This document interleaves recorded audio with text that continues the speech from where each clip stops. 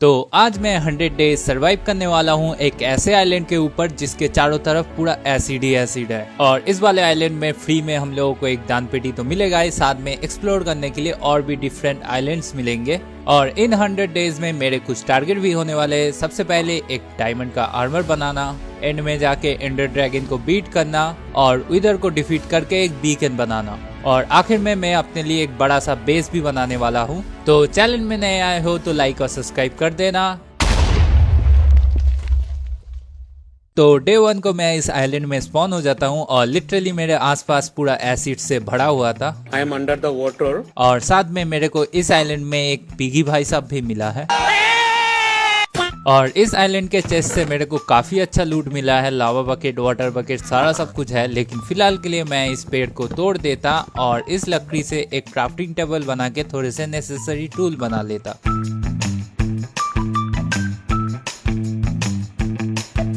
और फिर एक सैपलिंग पानी में गिर जाता है और मैं पानी में भी नहीं उतर सकता, नहीं तो मेरे घोड़े लग जाएंगे। लेकिन लकीली मेरे को यहाँ से 2 सैपलिंग मिल गया जिससे मैं बाद में पेड़ उगा सकता हूँ। बाय द वे, पानी में उतरने से कितना डैमेज मिलता है एक बार उतर के देखूं। ओ भाई, ये अच्छा खासा डैमेज दे रहा है, मर ना जाऊं बस। लेकिन फिलहाल के लिए इस आइलैंड में जितने भी सीड्स थे उनको मैं कलेक्ट कर लेता हूँ एक एक करके, और फिर मैं इसको चेस्ट में रख देता हूँ और लावा बकेट और आइस बकेट को लेके यहाँ पे एक कॉबलस्टोन जनरेटर बनाने का सोचता हूँ।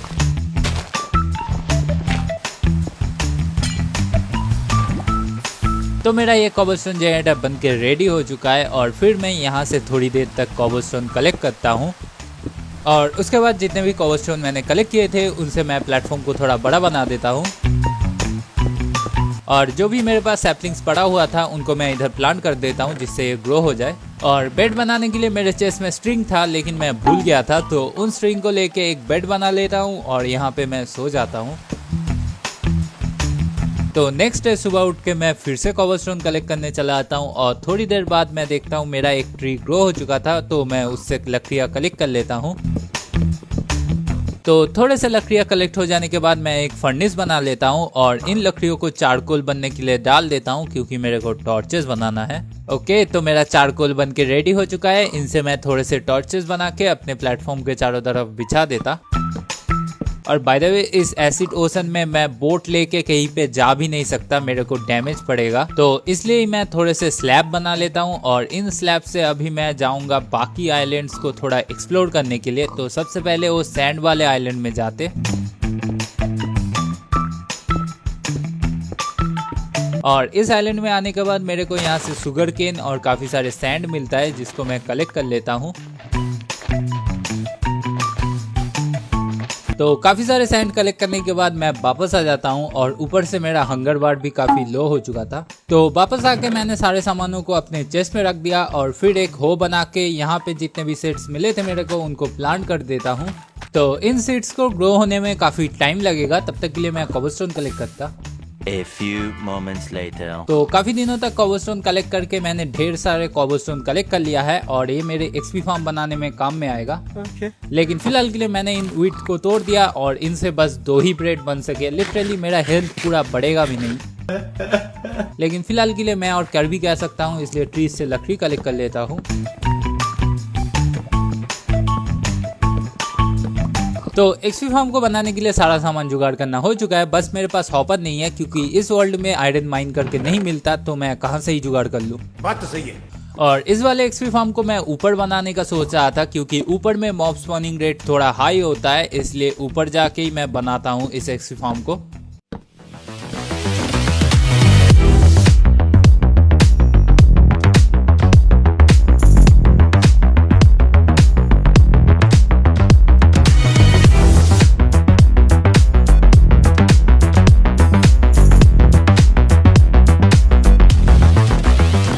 तो मेरा एक्सपी फार्म बन के रेडी हो चुका है और पता नहीं इस एक्सपी फार्म के नीचे इतने सारे कोरल फिश क्यों स्पॉन हो रहे हैं। शायद बेडरॉक के बिल्कुल ही सामने है, इसलिए शायद। तो एक्सपी फार्म में आने के बाद ही मेरे को सबसे पहले एक ज़ॉम्बी विलेजर मिल जाता है, इसलिए मैं जल्दी से थोड़े से बोट क्राफ्ट कर लेता हूँ। ओके, अभी मैं यहाँ से इन मॉब्स को नीचे उतरने के लिए बंद कर देता। अभी इन बाकी मॉब्स को मार के अभी इसको निकाल लेते। तो पहला ज़ॉम्बी विलेजर ज्यादा नखरे ना दिखाते हुए चुपचाप बोट में बैठ गया था और उसके बाद मैं फिर से मॉब्स को मारने लग जाता हूँ। तभी अचानक से दूसरा ज़ॉम्बी विलेजर स्पॉन होता है और लकीली ये वाला ज़ॉम्बी विलेजर भी ज्यादा नखरे ना दिखाते हुए बोट में चुपचाप बैठ गया। तो अभी मेरे पास दो ज़ॉम्बी विलेजर आ चुके हैं और साथ में मैंने काफी सारे बोन मील भी कलेक्ट कर लिया है इस एक्सपी फार्म से। लेकिन सबसे पहले मैं इन बोन मील से थोड़े से व्हीट को ग्रो करूंगा और इनसे मैं अपने खाने का जुगाड़ करने वाला हूँ।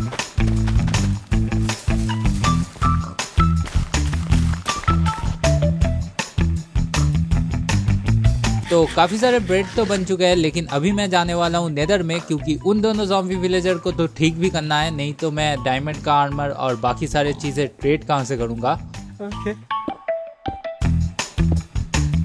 तो इस वाले प्लेटफॉर्म में आने के बाद मेरे को यहाँ से एक चेस्ट मिलता है और इस चेस्ट के अंदर से काफी सारे ऑब्सीडियन मिल जाता है। तो इससे मैं इस नेदर पोर्टल को पूरा कंप्लीट कर देता हूँ। तो अभी इस नेदर पोर्टल को ऑन करना है, इसलिए मैंने लकड़ियों का यूज किया। बाय द वे लकड़ियों की जगह लड़कियां रख देता तो भी आग लगी जाती शायद से।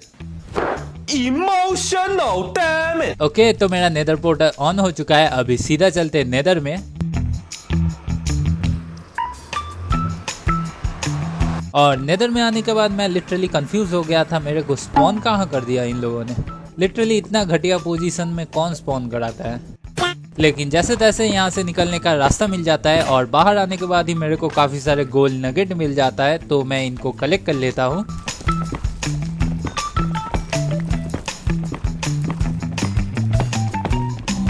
और इन गोल्ड नगेट्स को कलेक्ट करने के बाद मैं गोल्ड इंगट में बदल लेता हूँ और एक गोल्ड का आर्मर बना लेता हूँ फिलहाल के लिए।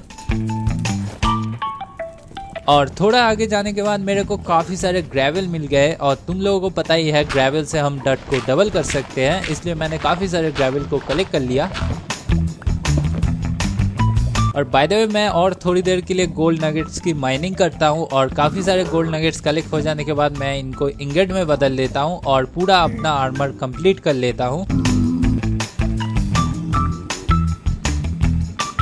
अभी फिलहाल के लिए मेरे पास कम से कम एक गोल्ड का आर्मर तो है, नहीं तो नेदर में बिना आर्मर के सरवाइव करना बहुत ज़्यादा डिफिकल्ट है। और बाकी के एक्स्ट्रा गोल्ड से मैं इस पिगलिन के साथ ट्रेड कर लेता हूँ और ये मेरे को लेदर दे देता है, जो बाद में मेरे बहुत ज़्यादा काम में आने वाला है। और उसके बाद मैं नेदर फोर्ट्रेस ढूंढने के लिए निकल जाता हूँ और थोड़ा आगे जाने के बाद ही मेरे को ये नेदर फोर्ट्रेस मिल जाता है और इसके सामने ही काफी सारे मशरूम भी पड़े हुए थे, तो इनको भी मैं कलेक्ट कर लेता हूँ। और इस नेदर फोर्ट्रेस में आने के बाद ही मेरे को काफी सारे ब्लेजेस मिल गए, तो इनसे मैं काफी सारे ब्लेज शॉट कलेक्ट कर लेता हूँ। और आखिर में जाके मेरे को एक विदर स्केलेटन हेड भी मिल जाता है इस विदर को मार के। तो सारा सामान कलेक्ट हो जाने के बाद मैं नेदर फोर्ट्रेस से वापस आ जाता हूँ और अपने घर की ओर निकल जाता हूँ। तो घर वापस आने के बाद मैंने सबसे पहले बाकी सामानों को चेस्ट में रख दिया और उसके बाद एक ब्रूइंग स्टैंड बना लेता हूँ। तो अभी मेरे को पोर्शन ऑफ वीकनेस बनाना है, इसलिए मैं सैंड को फर्नेस में डाल लेता हूँ ग्लास बनने के लिए। और एक्सपी फार्म से मैं स्पाइडर आई और गन पाउडर को कलेक्ट कर लेता हूँ। तो अभी मैं एक फर्मेंटेड स्पाइडर आई बना लेता और इन ग्लासेस को कांच के बोतल बना के इनमें पानी भर के ब्रूइंग स्टैंड के अंदर डाल लेते। और नेदर से मैंने एक्स्ट्रा जो गोल्ड कलेक्ट किया था उनसे मैं 2 गोल्डन एप्पल भी बना लेता। तो मेरा पोर्शन ऑफ वीकनेस बनकर रेडी हो चुका है। अभी इन दोनों विलेजर को फेंक के मारते और एक एक करके गोल्डन एप्पल खिला देते। तो इन दोनों विलेजर को अभी ठीक होने में काफ़ी टाइम लगने वाला था, इसलिए नेदर से मैंने जितने भी ग्रेवल कलेक्ट करके लेके आए थे उनसे मैं डट को डबल करने लग जाता हूँ।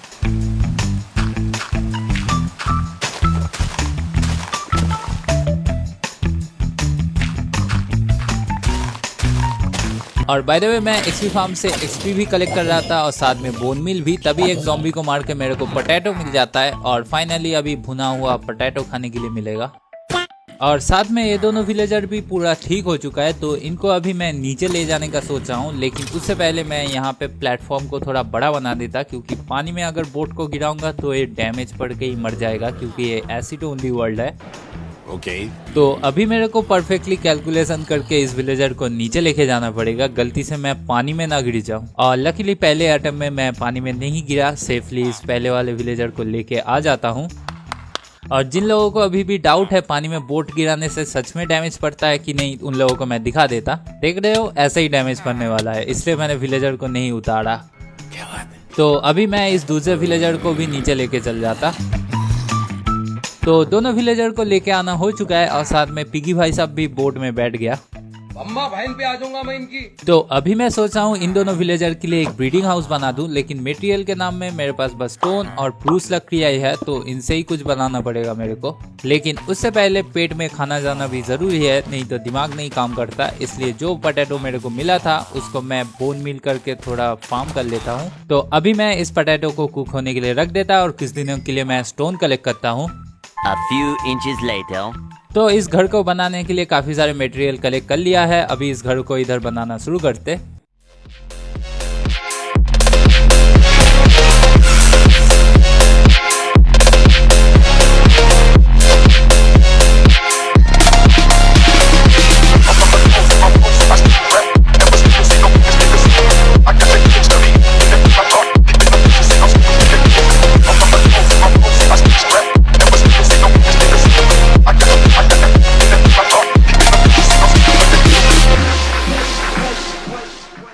तो मेरा ये विलेजर हाउस बनके रेडी हो चुका है और नीचे वाले इस एरिया में मैं ट्रेडिंग करूंगा और ऊपर में मैं बेड लगा दूंगा। तो एक्सपी फार्म से मैंने काफी सारे स्पाइडर स्ट्रिंग कलेक्ट किए थे, उनसे ही मैं काफी सारे बेड क्राफ्ट कर लेता और इन बेड्स को मैं यहाँ पे लगा देता। फिलहाल के लिए 4 ही बेड है, लेकिन बाद में मैं और भी बेड लगा दूंगा और उसके बाद इन विलेजर को उनके नए घर में शिफ्ट करा देता हूँ। और सेकंड वाले विलेजर को ले जाने के टाइम गलती से इसके ऊपर पानी लग जाता है। तो दोनों विलेजर को ले आने के बाद मैं थोड़े से कैरेट के फार्मिंग कर लेता हूँ, क्योंकि इनको ब्रीडिंग भी करना था। और जैसे ही मैं वापस आता हूँ देखता हूँ इधर स्लाइम स्पॉन हो गए थे। शायद मैं बेडरॉक के काफ़ी ज़्यादा क्लोज था, इसलिए इधर स्लाइम स्पॉन हो रहे थे। और जितने भी कैरेट मैंने फार्म किया था उनको इन दोनों विलेजर को खिला देता और ऑलरेडी ये दोनों ब्रीडिंग करना भी शुरू कर दिया है। क्या बात है, नोटी हो रहा। तो अभी भी मेरे पास थोड़े से एक्स्ट्रा डर्ट पड़ा हुआ था, इसलिए मैं सोच रहा था मेरा ये जो मेन आइलैंड है इसको थोड़ा बड़ा बना दूं, राउंड शेप का, तो देखने में अच्छा लगेगा। तो अभी बनाते इसको।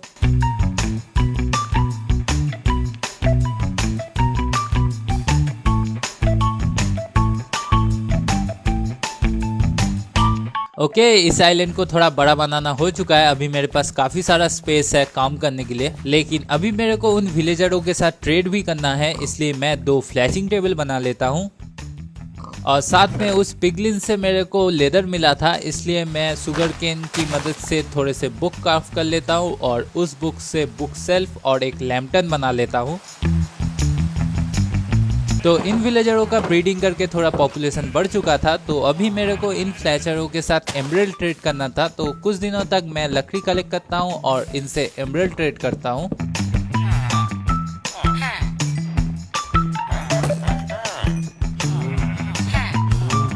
और कुछ दिनों तक ट्रेड करने के बाद 2 चीज हुआ, काफी सारे एनिमल स्पॉन हुए थे और ये भाई साहब स्पॉन हुआ था, भूपेंद्र जोगी। तो सबसे पहले मैंने इसके लामा को ठिकाने लगा दिया और ये मेरे को प्रूस सैपलिंग दे रहा था और साथ में मैंग्रोव ट्री भी दे रहा था। तो मैं इससे 2-2 करके खरीद लेता हूँ। और ये प्रूस सैपलिंग मिलने के बाद मेरे दिमाग में एक आइडिया आया, क्योंकि मेरे को आर्मर स्मिथ और टूल स्मिथ से डायमंड का आर्मर और टूल तो ट्रेड करना ही है। तो इसलिए मैंने सोचा एक आयरन फार्म बना देते, जिससे उनको जल्दी जल्दी मैं अपग्रेड कर सकूं। और क्योंकि अभी मेरे पास प्रूस सैपलिंग भी आ चुका है, तो ये आयरन फार्म देखने में भी काफी अच्छा लगेगा। ओके, तो इस आयरन फार्म को बनाने से पहले मैं थोड़े से डायराइट कलेक्ट कर लेता, इसलिए मैं थोड़े से स्टोन कटर बना के इन विलेजरों के साथ ट्रेड करता हूँ। ओके, अभी ये लोग डायराइट ट्रेड कर रहे हैं, तो इनसे ले लेते। और एक चीज़ जो मेरे को चाहिए वो मेरे को नेदर में ही मिल सकता है, वो है ये ब्लैक स्टोन। तो इसको भी मैं थोड़ा सा कलेक्ट कर लेता।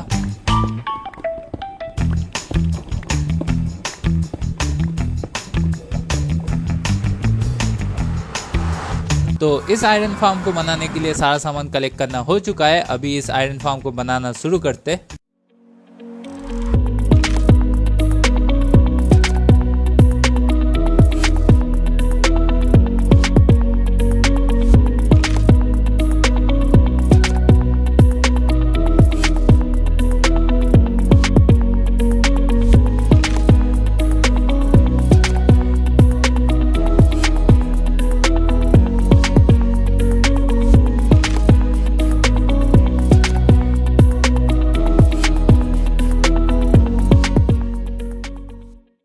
तो मेरा आयरन फार्म बनके रेडी हो चुका था और उसके बाद मेरे को इस आयरन फार्म में एक ज़ॉम्बी को भी डालना था, तो उसलिए मैं इस लाइब्रेरियन को पूरा अपग्रेड करके एक नेम टैग ले लेता हूँ इससे। तो अभी इस नेम टैग को नामकरण करने के लिए मेरे को एनविल भी चाहिए था, इसलिए इन आयरन गोलम्स को मार के मैं थोड़े से आयरन कलेक्ट कर लेता हूँ। ओके, तो अभी मैं एक एनविल बना लेता और नेम टैग में क्या नाम दूं ये मैं सोच नहीं पा रहा था, इसलिए GTOP लिख दिया। तुम लोग भी कमेंट में लिख ही दो। तो अभी मैं कॉबलस्टोन से यहाँ पे एक प्लेटफॉर्म बना देता जिससे रात को ज़ॉम्बी स्पॉन हो जाए इधर, और फिर मैं इस आयरन फार्म के चारों तरफ बेड लगा देता हूँ क्योंकि यहाँ पे विलेजरों को भी रखना है। और रात को जाके एक ज़ॉम्बी स्पॉन होता है, अभी इसको ही बलि का बकरा बनाना पड़ेगा। तो इस ज़ॉम्बी को मेरे को इस होल के अंदर बिठाना था, तो लकीली ये जल्दी बैठ गया और इसका नामकरण भी कर देता हूँ GTOP। तुम लोग भी कमेंट में लिखो। और उसके बाद मैं नेक्स्ट डे को और थोड़े से आयरन कलेक्ट करता हूँ क्योंकि मेरे को विलेजरों को भी लेके जाना है, इसलिए रेल और माइन कार बनाना है मेरे को। ओके, अभी मैं थोड़े से रेल बना लेता और साथ में 2 माइन कार्ड भी बना लेता। तो उसके बाद मैं लग जाता हूँ इन विलेजरों को आयरन फार्म में ले जाने के लिए एक एक करके।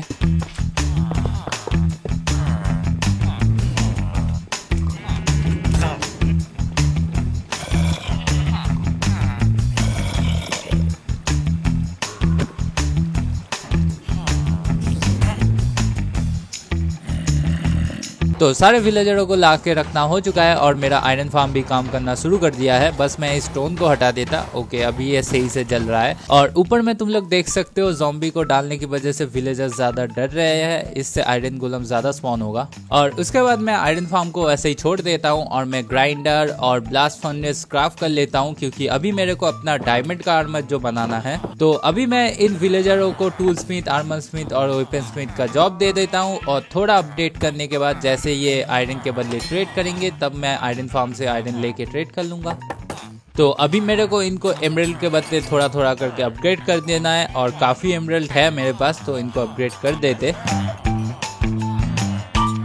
ओके, तो इनको थोड़ा थोड़ा करके अपग्रेड करना हो चुका है। अभी ये लोग आयरन के बदले ट्रेड करना शुरू कर दिया है और फिर मेरे को इस आयरन फार्म से काफी अच्छा खासा आयरन मिल जाता है, तो इनको लेके चलते और इनसे ही ट्रेड करेंगे अभी। तो अभी मैं इन विलेजरों को इन आयरन से पूरा मैक्स अपग्रेड करने वाला हूँ।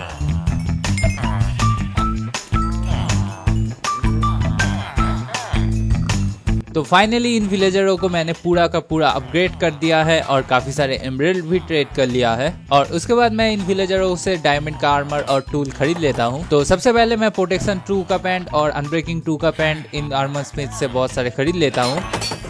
और उसके बाद मेरे को अनब्रेकिंग 2 का जूता मिल रहा था तो वो भी मैं खरीद लेता हूँ। और फिर मैं अनब्रेकिंग 2 का काफ़ी सारे हेलमेट खरीद लेता हूँ और फेदर फॉलिंग 2 भी मिल रहा था तो वो भी खरीद लेता हूँ। साथ में प्रोटेक्शन 2 और अनब्रेकिंग 2 का आर्मर खरीद लेता हूँ।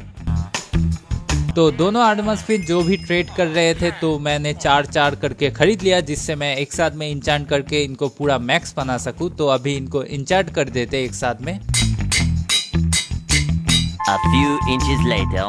तो मेरा आर्मर का तो हो चुका है लेकिन टूल्स का बाकी है, तो टूल्स का ट्रेडिंग कर लेते हैं। उसके बाद मैं तुम लोगों को एक ही बार में दिखाता क्या क्या इंचांटमेंट मिला है मेरे को। तो सबसे पहले मेरे को एफिशिएंसी 1 का पिकैक्स और एफिशिएंसी 2 का शवल मिल गया, तो मैं 2 और 4 करके खरीद लिया। और उसके बाद मैं एफिशिएंसी 1 का एक्स भी ले लेता हूँ। और स्वॉर्ड में एक विलेजर मेरे को अनब्रेकिंग थी और नॉकबैक दे रहा था और दूसरा विलेजर मेरे को शार्पनेस दे रहा था, तो काफी सारे खरीद लेता हूँ। तो अभी मैं इन टूल्स को भी एक साथ में इंचांट कर देता जल्दी से और उसके बाद तुम लोगों को दिखाता। A few inches later. तो सारे आर्मर और टूल्स में इंचांट करना हो चुका है और तुम लोग देख ही सकते हो कितना अच्छा अच्छा इंचांटमेंट मिला है मेरे को। सारे टूल्स और आर्मर में अनब्रेकिंग और प्रोटेक्शन करीब करीब मिल चुका है। बस मैं मेंडिंग नहीं लगा सकता और मेरे पास एक्स्ट्रा विलेजर पड़े भी नहीं है जिससे मैं ट्रेड कर सकूं। लेकिन अभी जो मेरे को करना है वो है इन एनिमल्स के लिए एक एरिया बनाना, क्योंकि काफी सारे एनिमल्स स्पॉन हो चुके थे इस टाइम तक, तुम लोग देख ही सकते हो। तो उसके बाद मैं एक एनिमल फार्म बनाने लग जाता हूँ और इस एनिमल फार्म को बनाने के लिए बस मेरे को ब्रिक्स की जरूरत थी, तो इनसे थोड़े से ब्रिक्स ट्रेड करके अभी इस एनिमल फार्म को इधर बनाना शुरू कर देता हूँ।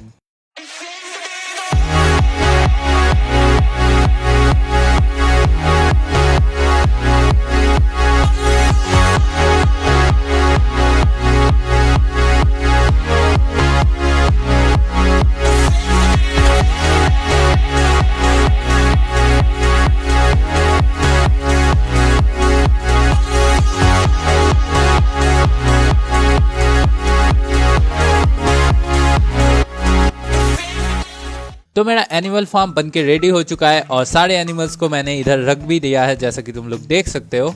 तो अभी मैं जाने वाला हूँ एंडर ड्रैगन को बीट करने के लिए, तो उसलिए ही मेरे को थोड़े से एंडर बॉल्स चाहिए। तो मैं नेदर में चला आता हूँ। तो नेदर में आने के बाद मैं यहाँ के वॉफ फॉरेस्ट में आ जाता हूँ और यहाँ से थोड़े से एंडर बॉल्स कलेक्ट कर लेता हूँ।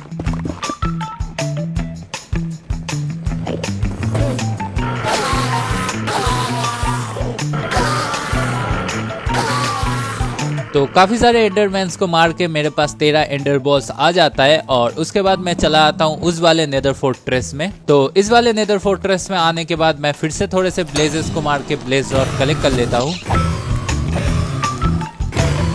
और साथ में मैं थोड़े से विदर स्केलेटन हेड भी कलेक्ट करता हूँ, क्योंकि आखिर में जाके विदर को डिफीट करके एक बीकन भी तो बनाना है मेरे को। तो 2 विदर स्केलेटन कलेक्ट हो जाने के बाद मैं वापस आ ही रहा था, तभी अचानक से ये दोनों विदर मेरे ऊपर हमला कर देता है और लिटरली यहाँ पे मैं मरते मरते बचता हूँ। और ये कांड होने के बाद मेरा दिल बाहर आ चुका था, इसलिए मैं जल्दी जल्दी घर वापस आ जाता हूँ। तो घर वापस आने के बाद मैंने एंडर आई को आई ऑफ एंडर में बदल दिया और उसके बाद मैं चला आता हूँ उस एंड पोर्टल की ओर। और इस एंड पोर्टल के क्लोज आने के बाद देखता हूँ यहाँ पे 2 सलकर थे, पता नहीं ये दोनों यहाँ पे क्या कर रहे थे। तो इन दोनों को मैं पेल देता हूँ। तो अभी मैं इस एंड पोर्टल को ऑन कर देता, तो हम लोगों का एंड पोर्टल ऑन हो चुका है। तो अभी चलते हैं एंडर ड्रैगन को मारने के लिए। और एंड पोर्टल में आने के बाद ग्लिच होके मैं ऑब्सिडियन के अंदर ही घुस जाता हूँ। क्या ग्लिच है पता नहीं ये, लेकिन फिलहाल के लिए अभी इस एंडर ड्रैगन को पेलते और सबसे पहले इसके क्रिस्टल को तोड़ देते।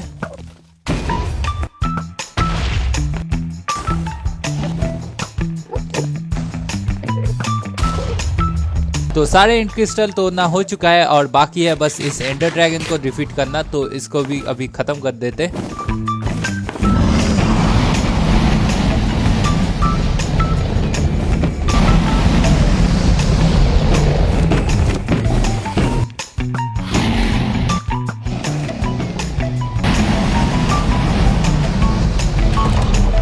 तो इसी के साथ एंडर ड्रैगन को बीट करके एंडर वर्ल्ड को फ्री करना हो चुका है और उसके बाद मैं एक्सपी कलेक्ट कर लेता हूँ और साथ में ये एंडर एग को भी कलेक्ट कर लेता हूँ।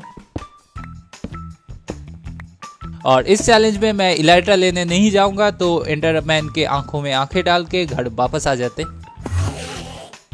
तो घर वापस आने के बाद अभी मेरे को अपने लिए भी एक घर बनाना ज़रूरी है, नहीं तो इन सारे सामानों को मैं रखूंगा कहाँ। तो इसलिए अभी मैं इस वाले एरिया में अपने लिए एक घर बना लेता।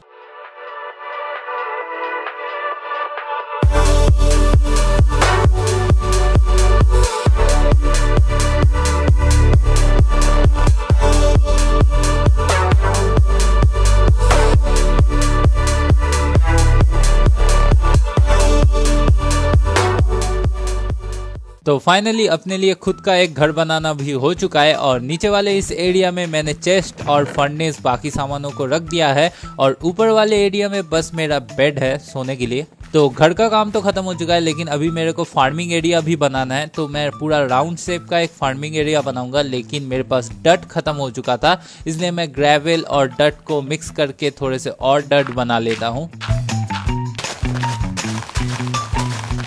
तो उसके बाद मेरे पास मोर देन एनफ डट हो चुका था फार्मिंग एरिया बनाने के लिए। तो मैं फार्मिंग एरिया बनाना शुरू कर देता हूँ।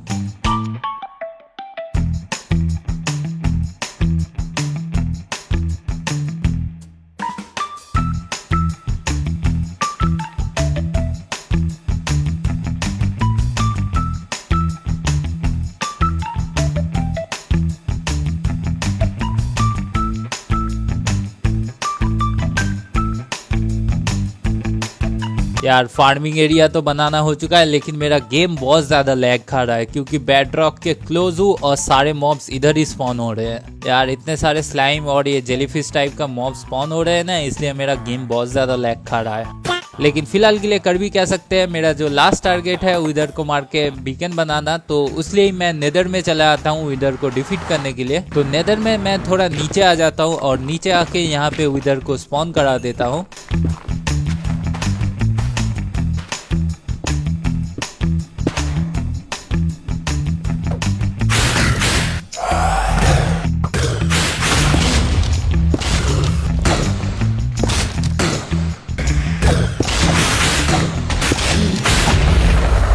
बहुत देर तक फाइट करने के बाद ये विदर आखिरकार डिफीट हो जाता है और नेदरराइट स्टार लेके मैं घर वापस आ जाता हूँ।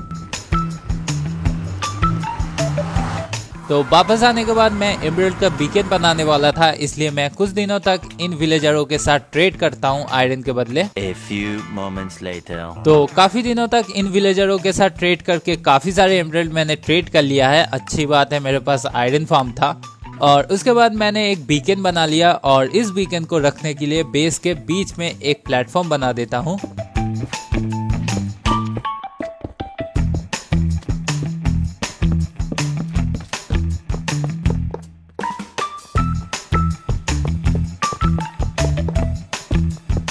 तो इसी के साथ 8 दिन खत्म हो जाता है और मेरे सारे टारगेट्स भी। तो तुम लोगों को अगर वीडियो देख के अच्छा लगा है तो लाइक और सब्सक्राइब जरूर से कर देना। मिलते हैं नेक्स्ट वीडियो में।